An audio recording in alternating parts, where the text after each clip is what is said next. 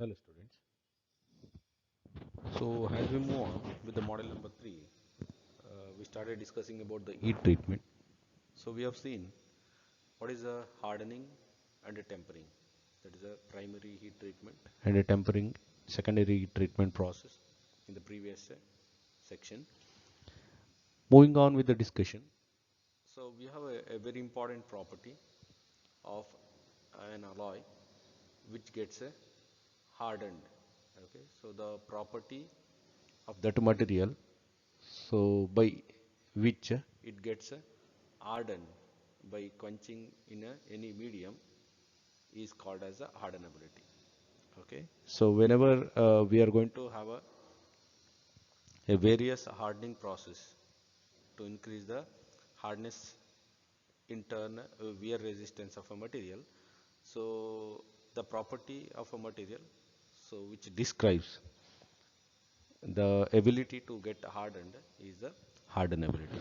Okay, so this is a very important a property of a material. So whenever we talk about the application of a material in the field where it requires a wear resistance or a very hard material. So we'll see now what exactly this hardenability means and how we can evaluate the hardenability of any given particular material, whether it is a metal or an alloy. Okay. So here the one thing important to be noted here is we should know the difference between hardness, hardening, and hardenability. Okay, so here normally we say hardness is a characteristic. Okay, it's a characteristic property of a material. So hardening is a process or is a method employed to increase the hardness of a material. Hardness is a property or a characteristic of a material. Hardening is a method by which we can enhance the hardness. Okay. So here hardenability means it's a capability. Okay, it's a inbuilt a capability of a material to get hardened. Say for example, if the hardenability of a material is very high, then what will happen? So even if you are going to cool that material in the open air, okay, so the formation of a 100% martensite throughout the specimen is very quick. That is what we say. So if the hardenability of a material is lower or less means, so even though you are going to quench that material in the water, you will not be able to get a 100% martensite. Okay. So here one thing to be noted here is, so whenever we talk about we are increasing the hardness of a steel. Okay, so it is nothing but the formation of a martensite. How quick you can get the martensite by quenching in different mediums. Okay, so already we know in the heat treatment, so there are three steps. One is heating to a particular temperature. Second one is getting a homogenized temperature, that is holding at that temperature. Next, third one is quenching or cooling in a different medium.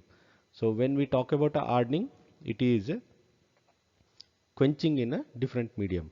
Either it may be air quenching as in normalizing, or water quenching, or a brine solution quenching, like that.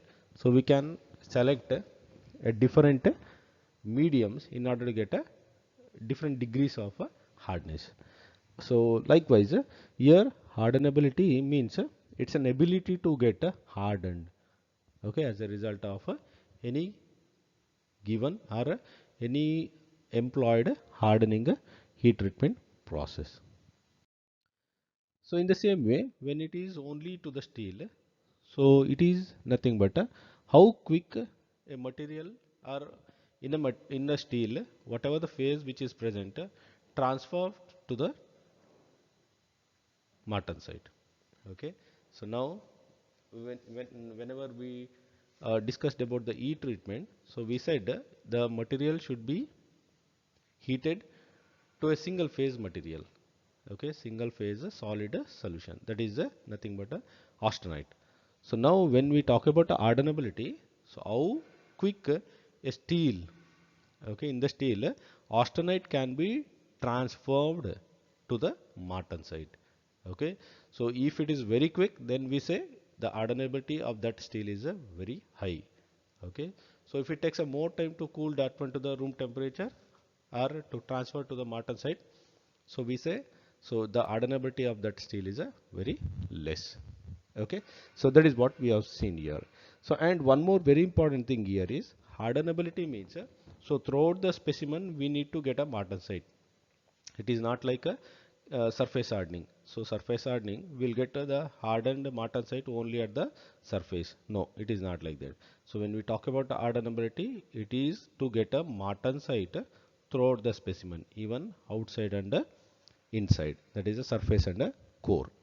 So here hardenability is a measure of depth to which a specific alloy may be hardened upon quenching. So as we said, specific distance from the surface, distance from the surface. So if the surface gets only the surface gets hardened, then we call that one as a surface hardening. We don't call that one as a hardenability. Okay, so hardenability means it is to get the hardness. Okay, so same from surface to the core of the component. Okay, so here once we cool that one, so how fast we are going to get martensite throughout the surface is the measure of hardenability. Okay, so in order to get the hardness, okay, with a high degree, so we need to quench it in a proper medium. Okay, so here we have a few things, okay, which affects the hardenability of a material. So one is the composition of a steel and method of manufacture. So as we already discussed in a previous section, see, as the carbon percentage increases, the prone to form the martensite, okay, or to transfer from a present phase to the martensite is quicker, so we have seen the shifting of the nose in a triple T diagram towards the left as the carbon percentage increases. If you can recall, so we have a slide where we have showed the appearance of a nose, that is a critical cooling rate to the 0.5 seconds and 0.75 seconds. Okay, so 0.75 seconds for a eutectoid, for a 0.5 seconds it is a 0.5% of a carbon. Okay, so means so as the carbon percentage increases, the prone to form, okay, or the time taken to form the martensite is less. Okay, so faster will be the formation or transformation of a martensite. Okay, so quenching medium and quenching method. So means as we know, okay, so if the steel is cooled in a furnace, so if the steel is quenched in a air, so if the steel is quenched in a water, okay, or in a brain solution, so we know already the degrees of hardness which you are going to get in these methods. Okay, so already we know in the annealing the ductility will be more, the hardness is less. So in the normalizing, so the ductility will be given, sacrificed in order to get a more strength, so little bit harder. And when it comes to the water quenching and a brine solution quenching and all, so again the hardness of that material will increase. Means the hardenability of a material again depends on the quenching medium and a method of quenching. So whether you are going to drop it suddenly to the room temperature by immersing the whole surface in the liquid, okay, so those methods also will affect the hardenability of a material. So and one very important thing, so even though the composition quenching medium, so very important thing which affects the hardenability of a material to greater extent is the thickness of a steel. Okay, so if the thickness of a steel is lesser, Okay, if we say like a thin sheets and all, so to get the martensite throughout the surface is not a big deal in that one, because so all the surface is exposed to the quenching medium, and the whole phase which is present before quenching will be transformed readily into the martensite by giving rise to the equal or uniform hardness throughout the specimen. Okay, so if not, if it is a thick, okay, or if it is a irregular shape, okay, if it is a irregular, or we can say it's a complex shaped component and all, so then transforming the present phase into the martensite and getting a uniform hardness throughout the specimen, so is a big difficult. Okay, so difficult in order to have a uniform hardness in the specimen. Okay, so that is a effect of a thickness of a material. Okay, so in order to measure now, so we know like now what is the hardenability and what are the factors which affect the hardenability, or what are the factors to be considered whenever we go for a hardenability of a steel. So now how to measure that hardenability of a steel? Okay, so that is the thing. So in order to measure the hardenability of a steel, so we have a test called a Jominy and quench test. Jominy and quench test means they have framed one setup. So by keeping a specimen in that setup with the standard dimensions, so one can analyze or evaluate the hardenability of a steel. So how exactly it is visible, we'll see.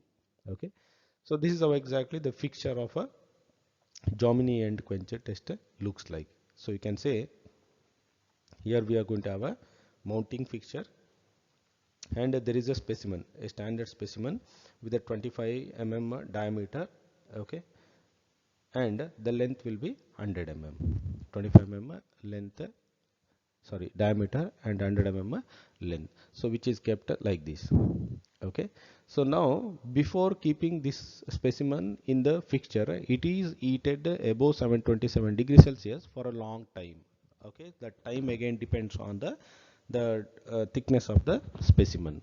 Okay, so this whatever the time is calculated depending upon or to get a uniform temperature throughout the specimen. So once the uniform temperature is obtained in the specimen is mounted like this.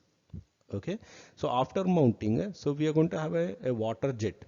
Okay, so water jet which is at a distance of 12.5 millimeter from the surface of the specimen. You can see it here. Okay, so this is the surface, and the distance between the surface of the specimen and surface of the water jet is 12.5 mm. Okay, so now the water jet is at 25 degrees Celsius, so normally we assume that one as a room temperature. Okay, so when the water is sprayed over the surface at the one surface of the specimen. Now we can see here, so this surface readily comes in contact with the water. Okay, so it means it is quenched to the room temperature at a faster rate compared to the surface which is here. Okay, on the other hand. Okay, so means the even the nozzle diameter is also 12.5 mm. Okay, so you can see the dimensions which we are talking about are all in a millimeter. Okay, so now once this one is done, okay, so the hardness number is found from this end to this end, that is a quenched end. This end we call it as a quenched end, and this is what is called as a free end. Okay, so the hardness are tested from the quenched end. And now if you drop a graph of a distance from the quenched end to the HRC, so already we know HRC means a Rockwell hardness number, so found using a cone indenter, found using a cone indenter. So now once we are going to test the hardness from the quenched end till the free end, okay, so which is mounted in the fixture, so we can find the difference in the hardness. Okay, so distance at the quenched end will be high, means the hardness at the quenched end will be high, and it decreases as we move upside, okay, so as we move from the quenched end to the free end. Okay, and now you can see it here. Okay, so what we said in the previous slide, so it depends even on the composition of the steel. composition of the steel. So here we can say the composition of the steel is a 0.2% of carbon, 0.3% of carbon, 0.4% of a carbon, and 0.6% of a carbon. Okay, so as the carbon percentage is increased, the prone to form the martensite, okay, so will be faster, and the hardness which you are going to get it at the quenched end will be high.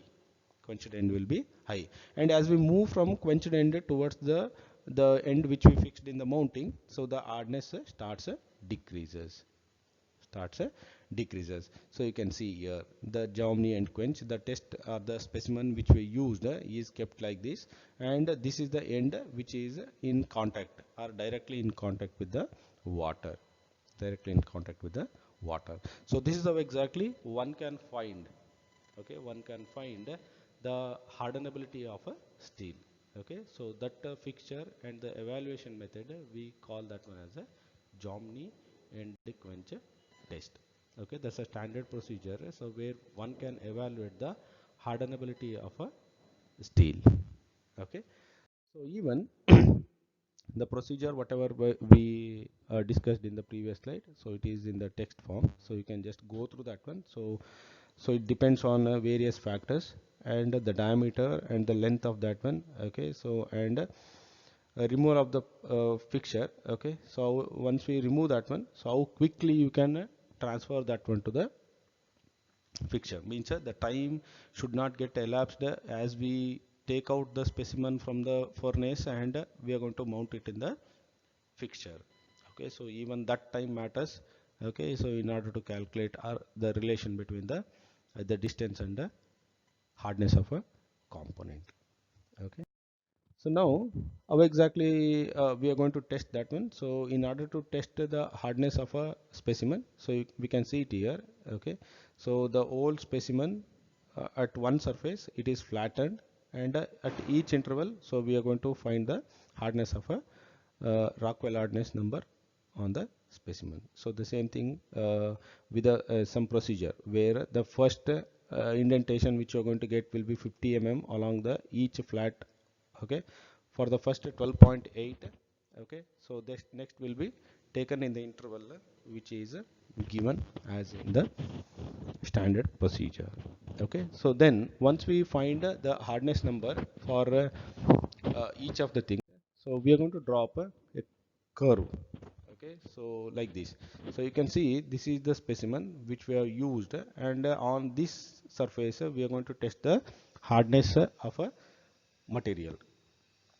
Okay, and so once you're going to drop that one, so how the transformation of this one is going to take place. So as already we know, okay, so this is a triple T diagram where you can see the time temperature transformation curve, and so as we move away from the quenched end, so you can see the transformation here. Okay, so the end which is exposed to the water directly, the end which is exposed to the water directly, so we'll be having a critical cooling rate, that is a curve number 6 and 7. Okay, so if you recall the CCT diagram, okay, so that is a continuous cooling curve diagram, that is a continuous cooling transformation diagram. So in that one, so if you observe the curve number 6 and 7, okay, so those two curves are faster than the critical cooling rate, so which leads to the formation of a martensite, thereby increasing or showing the hardenability of a material is a higher.